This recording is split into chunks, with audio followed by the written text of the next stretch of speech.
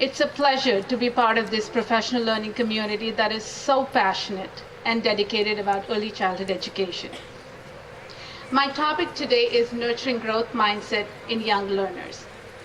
This was the concept that I was introduced to when I was doing my master's 10 years ago at Santa Clara University by my very dear mentor, Susan Charles. Since then, during my career, I have seen its impact on children of different ages.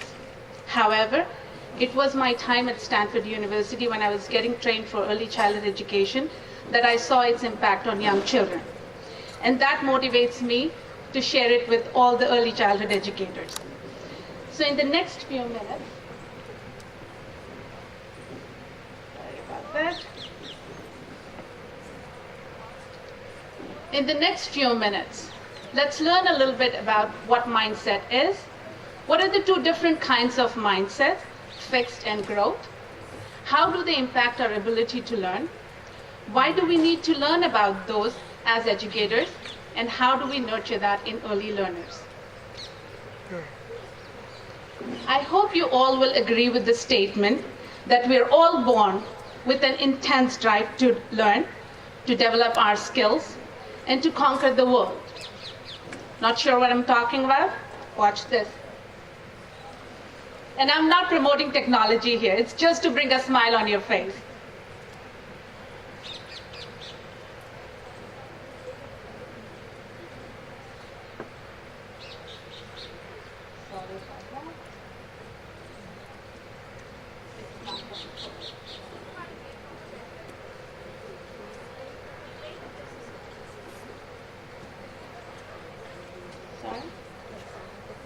Sorry, please give us a moment. Smartness is not fixed, is not.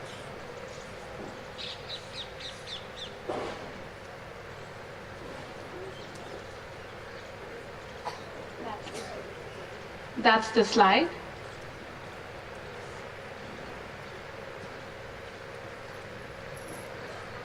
Can you make it full screen, please?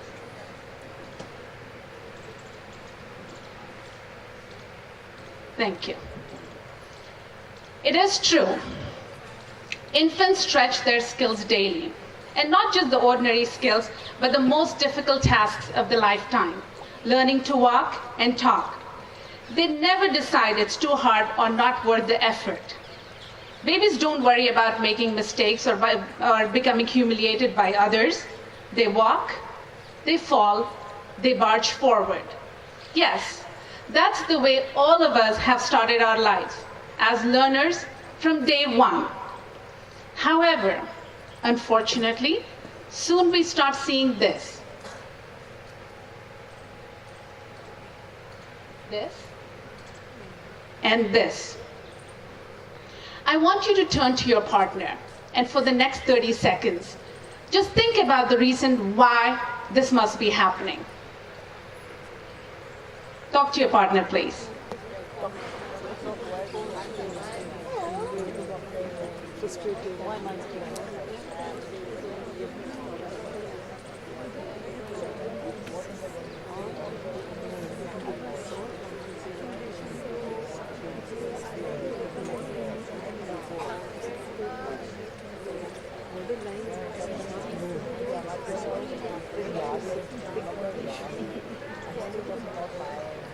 Okay, I guess we can come back.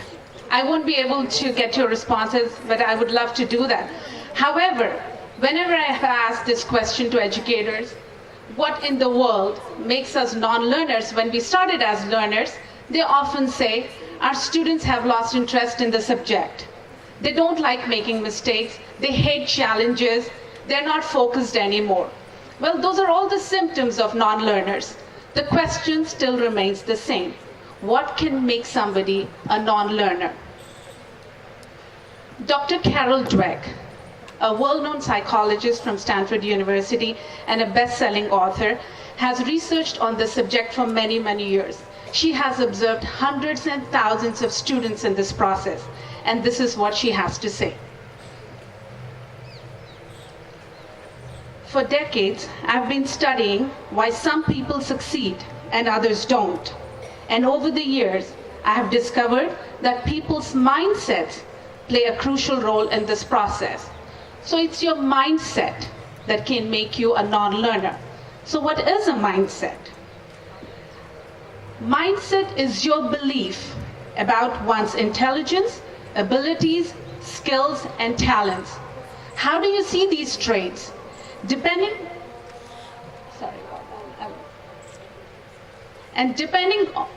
on what your belief is, you're either in a fixed mindset or in a growth mindset. Let's compare and contrast the two. When people are in their fixed mindset, they believe that they cannot grow their abilities and that their abilities and their intelligence are fixed. They either have them or they don't, or if they have a certain amount, it's going to remain the same. So if they see people who are succeeding, they think that that is happening because they have natural talent for it or that they are more intelligent than others. Basically, they think that they have no control over their abilities and that they cannot learn and grow. And unfortunately, because of this low self-confidence, they're always under this constant fear of validation by others, and their only focus is to look smart, look intelligent. Let me give you a small example. There are many times people shy away from asking questions in public because they're worried about how others would perceive them. They might look at them as not being so intelligent. That is fixed mindset. However, when a person is in a growth mindset, they believe that these abilities and intelligence can be grown. They don't worry about looking smart because they know that they can get smarter. They know that if people are doing well at something, it's because they have put effort in it. They know that they have control over their abilities and that they can learn anything if they put the right amount of effort, good strategies, and have good mentoring. Okay, so now let's see how our mindsets can influence our ability to learn. And let's compare and contrast how our approach to learning changes when we are in these two different mindsets. When a person is in his fixed mindset and he thinks that I cannot learn and grow, what he does is he avoids challenges, gives up easily when faced with obstacles, and sees effort as a negative thing because he doesn't believe that he can earn anything with that effort. He hates when people give him feedback because he assumes that they are actually validating his intelligence. And then when he sees somebody succeeding, it makes them threatened. So eventually what happens is that person becomes stagnant and loses interest in learning. Versus, let's assume that you are in a growth mindset. You know that your abilities and your intelligence can grow. What would you do? You would embrace challenges. You would persist through the face of obstacles. Effort becomes your friend because you know the more effort you put, the more successful you're going to be. You appreciate feedback from others because it's the feedback that helps you learn more and more. And then you look at successful people, you get inspired, and you get good ideas from them. Eventually, you become this lifelong learner who will reach his full potential.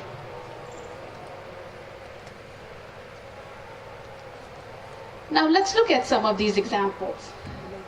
Einstein's teacher said that he was academically subnormal. Michael Jordan, one of the greatest basketball players from the States, his coach said that he wasn't more talented than any other players. Walt Disney, the Disney king, he was told that he lacked creative imagination. So it's clear that they were not born with that extra intelligence, nor did they have that natural talent. But they reached these new heights. And how did they do that? Because they had the growth mindset. They believed in their ability, in their intelligence to grow and develop. They put remarkable amount of effort in what they believed in, and they reached their highest potential. I love this quote by Benjamin Barber. I don't divide the world into weak or strong, or success or failure. I divide the world into learners or non-learners. Okay, when we say that we can grow our intelligence, many people wonder, can it really happen? Can we grow our cognitive abilities? Well, none of you must be thinking about it now because from the beginning of this session we have heard about how our brain can grow and change. The thing is, if we had asked this question 40 years ago, the answer was maybe, but very little. Because the assumption then was that you were largely constrained by the default wiring in your brain. But thanks to the neuroscience research about brain plasticity, now we know that our brain has this remarkable strength to grow and change at any point in our lifetime. Let's watch this video next to just see how our growth mindset can speed up this process. Smartness is not fixed, is not stuck in one place, it's not permanent. Your brain can improve. Your brain can grow. Brain behaves like a muscle. If you're serious about lifting weights, right, and you keep it up on a regular basis for a long period of time, weeks, months, years, you're going to develop muscles. But you don't grow muscles by doing nothing. It takes effort. It takes struggle, repeated failures, in fact. You mess up, and then you learn, and then eventually you manage to jump the log or whatever problem you're trying to solve. Wait, we've lost focus here. Back to neurons. When you struggle, your neurons are struggling too, and that's important because when neurons struggle, they lean on each other. They make connections. They start to form this densely connected network inside your brain, allowing little jolts of electricity to pass down them more and more efficiently. That's thinking faster. That's your brain getting smarter. The more you work through your frustrations with the right learning strategies, the more your neurons get more used to working together, the closer you are to being that much smarter. Okay, great. So now we know that when we have this growth mindset, it changes our approach to learning, it makes us more positive towards the learning process, and it can actually help us grow our intelligence. Now, the question is, why do we need to learn about that as educators? Well, the first thing, you cannot teach what you don't know. So you need to educate yourself about that. The second thing is, a teacher's mindset plays a crucial role in shaping a student's mindset. Research has shown that educators with fixed mindset support students' perception of low abilities. For example, if a student comes to you and says that, I don't think I have the ability to do math, teachers with fixed mindset will accept that rather than challenging it. They in fact give them comfort feedback, which is to say that it's okay if you are not so good at something. Instead of giving them strategic feedback, giving them new strategies to come out of that fear. And last, they try to make things easy by lowering their expectations, and that's the worst thing to do. As educators, we want to have high expectations for our children and help them reach that potential.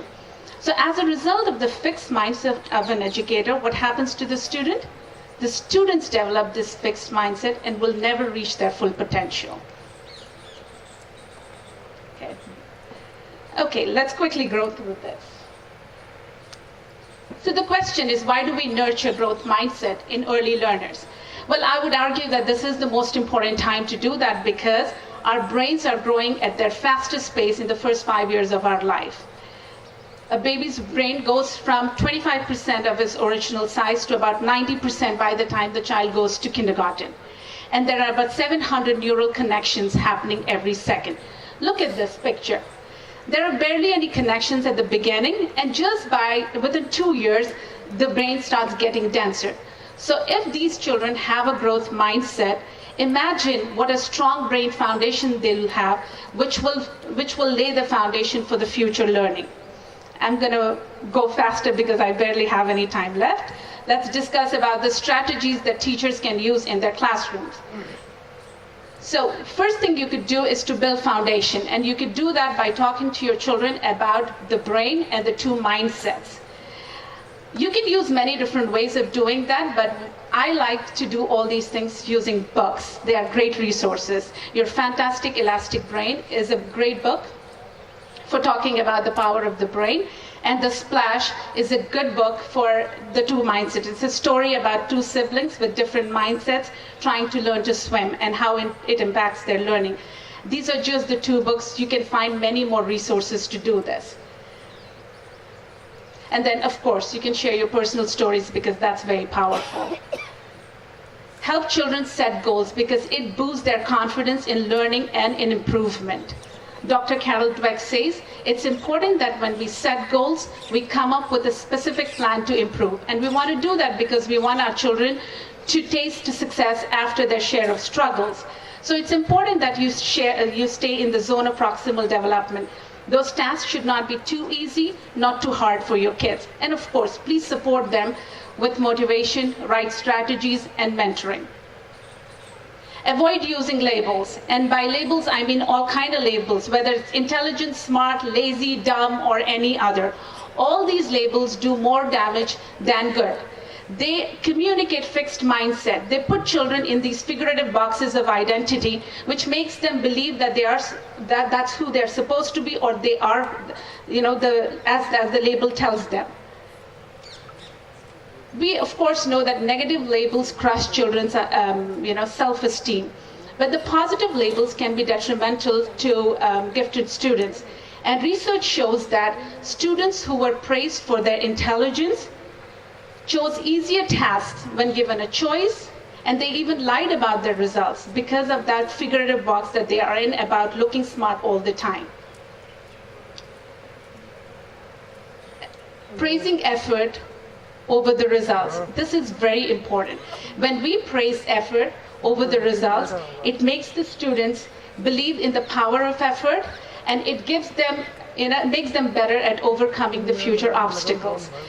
We all know that we don't have control over what the result is going to be. What we can do is to try, and that's what we want our students to believe in.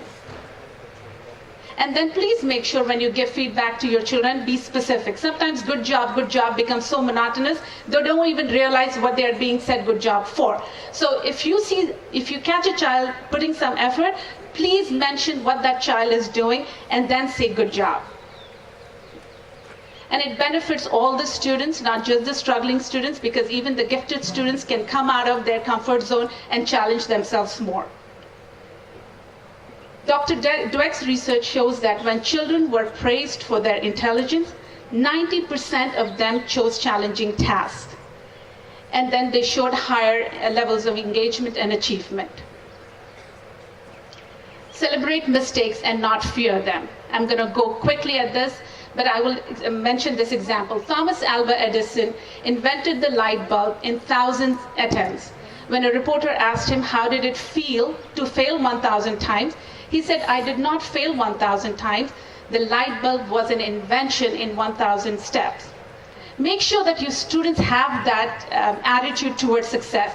Help them understand that these are the learning opportunities and there is no need to get disappointed with them.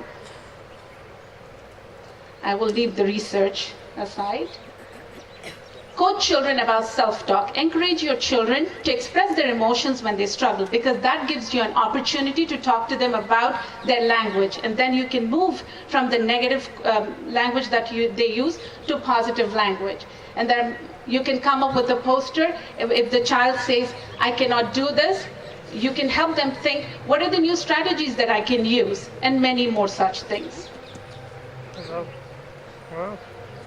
I love this idea of adding yet. Next time when the child comes to you and says that I can't tie my shoelace or I can't read, encourage them to add yet at the end of the sentence and feel the difference. I can't tie my shoelace yet, I can't read yet.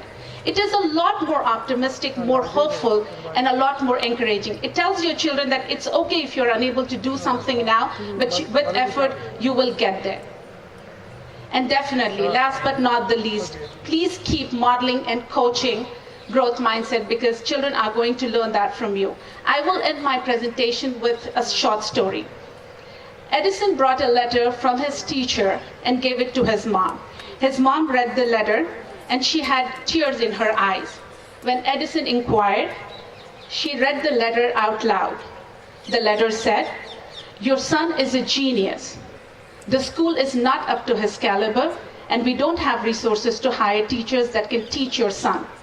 Please teach him yourself." And she did just that. She homeschooled him, and Edison became the world's greatest inventors. Many years after the death of his mom, he found this piece of letter in the corner of a desk. He opened it. and he was shocked because the letter actually read, "Your son is adult, mentally ill. We won't let him come to school anymore. Teach him yourself." Edison cried, cried, and cried, and he wrote in his diary, Thomas Alva Edison was an adult child that, by a hero mother, became the genius of the century. I want to leave you all with this thought. Do you want to be a teacher with a fixed mindset, like Edison's teacher, who did not believe in his ability or intelligence to grow? Or do you want to be a teacher with a growth mindset, like his mom, and be a hero in hundreds and thousands of students' lives? Thank you.